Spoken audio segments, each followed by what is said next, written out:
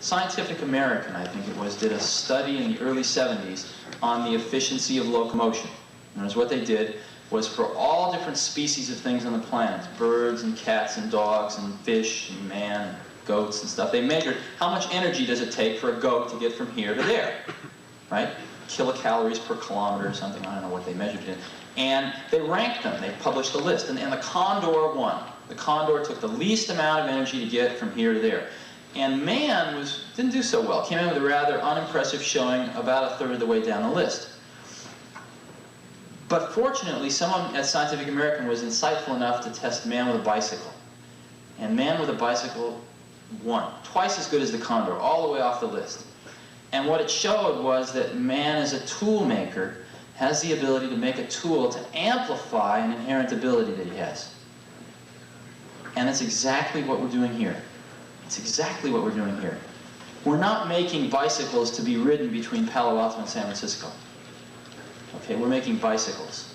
And yes, certain bicycles have certain generic attributes, like in general 10 speeds are better to ride in mountains than 1 speeds and other things like that. But in general, what we're doing is we're building tools that amplify a human ability. Just like the, you could say that the Industrial Revolution was basically an amplification of a human ability, sweat, right? We amplified sweat.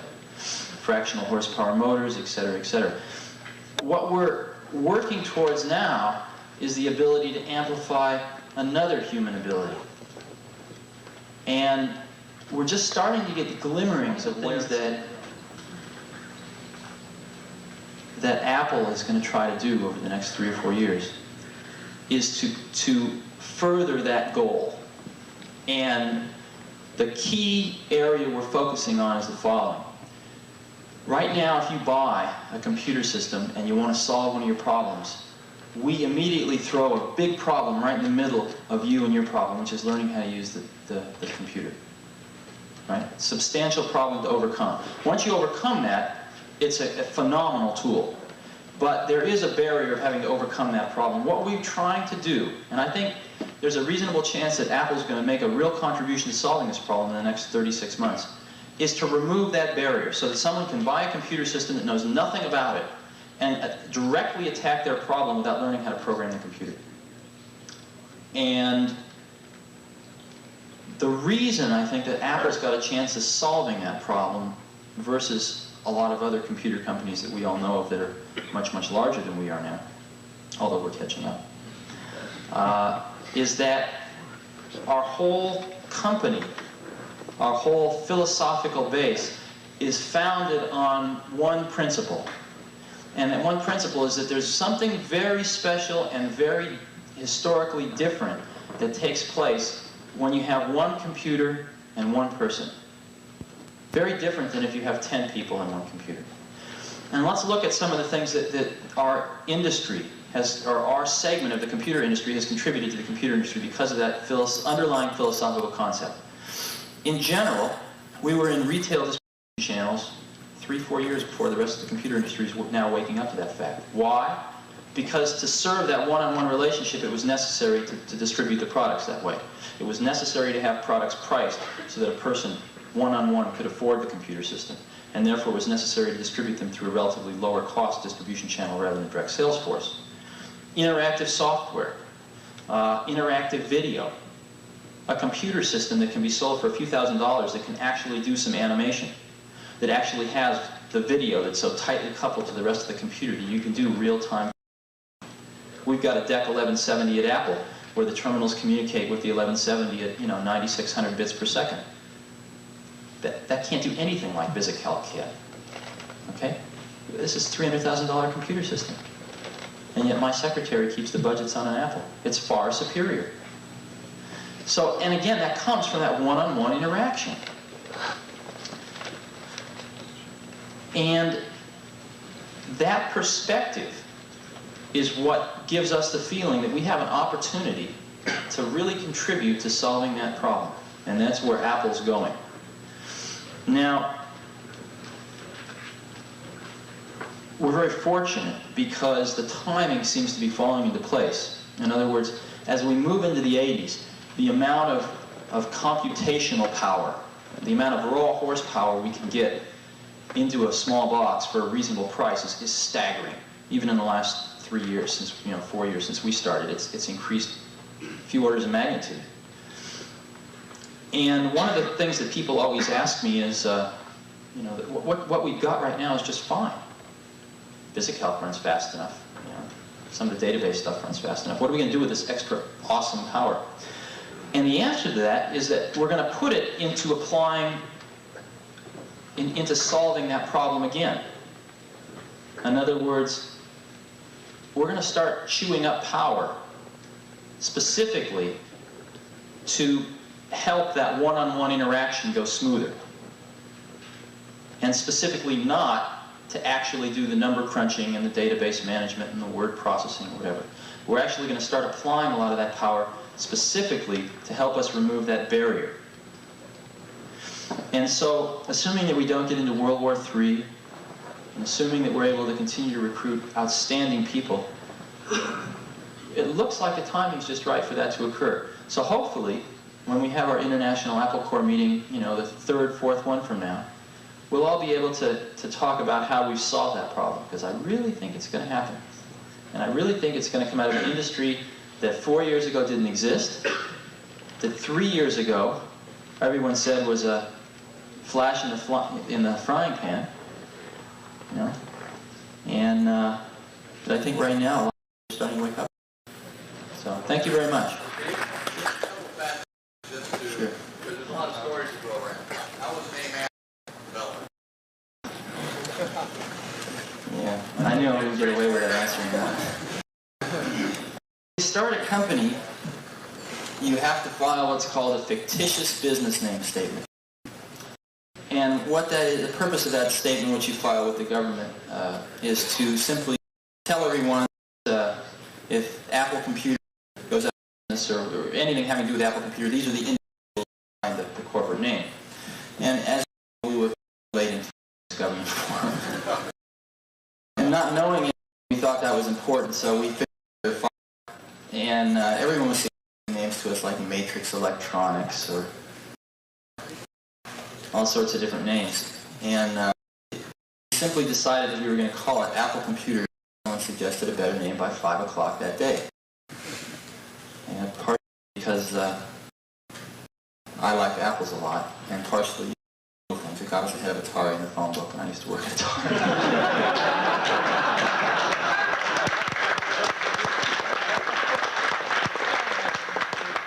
But we re-examined it on a regular basis, and we found that the juxtaposition of something that seemed to epitomize what we were going after, which was the simplicity and yet very refined sophistication.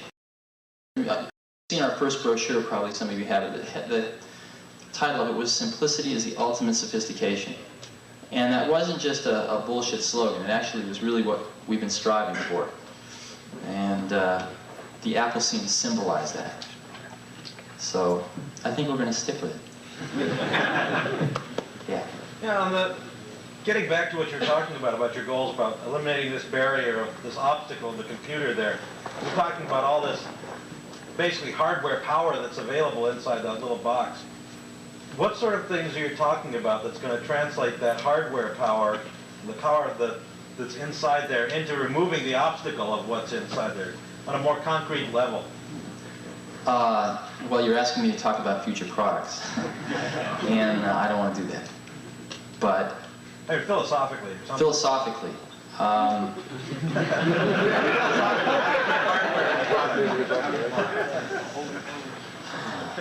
First of all, we've done an awful lot. When we first started out, we didn't know how to spell the word software.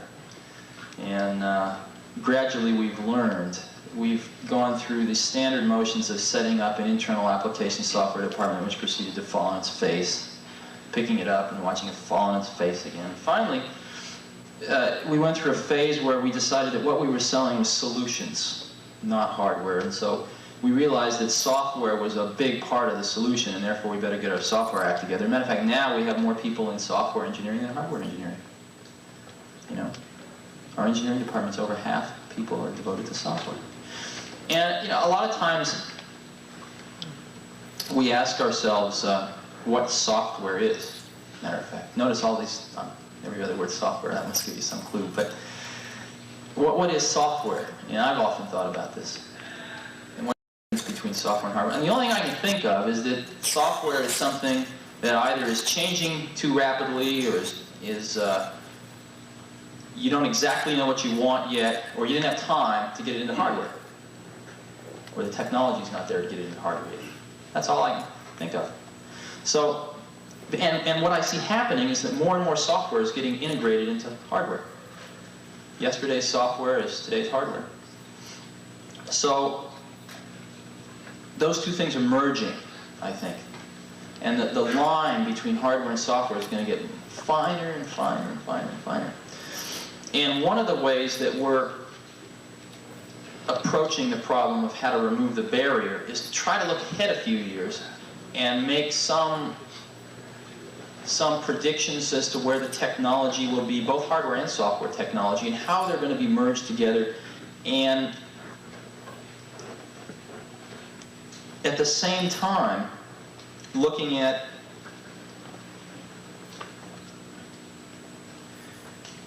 very carefully looking at the kinds of high-level tools that our customers are going to need and trying to make those two point at the same target. And I know that's very vague, and I guess I really don't want to talk about it any more than that right now. Said a lot. So, yeah. There are a lot of us that have bought Apple IIs here, I'm sure, and that put a tremendous amount of money and effort into using them and planning on using them for many years to come. Sure. What does Apple have in mind for continuing support with Apple II? In other words, not dropping it like some other companies dropped it. Sure. This line and then start up with a new one, and everyone has to go and buy all the new things, or maybe they won't want to, or whatever. But Sure. What do you have in mind for the people who want to interface at a level with... There's 3 or 4 different parts of the answer, and why don't I address each one? Because I think it's a really important question. For some crazy reason in the universe, 2 people from Los Altos and Cupertino, California managed to want something that just so happened to be what about 1 million other people wanted. And it seemed to fit the need fairly well. So well, matter of fact, that in the last 2.5 years, nobody else has come close. So, I don't think Apple II is ever going to be obsolete. To answer it in another angle, the second angle, Apple is eventually going to have a broader line of products. Simply because, let's look at automobiles. Compare a Volkswagen Rabbit and a dump truck and a Mercedes-Benz, let's say. They all have transmissions, they all have engines, 4 wheels, seats. And they basically all perform the same basic function in transportation. What's the difference? There's a difference in emphasis. There's a difference in emphasis. And I think that that's what we're going to look at doing is potentially broadening the product line with computers with a different emphasis, slightly different emphasis than an Apple II. And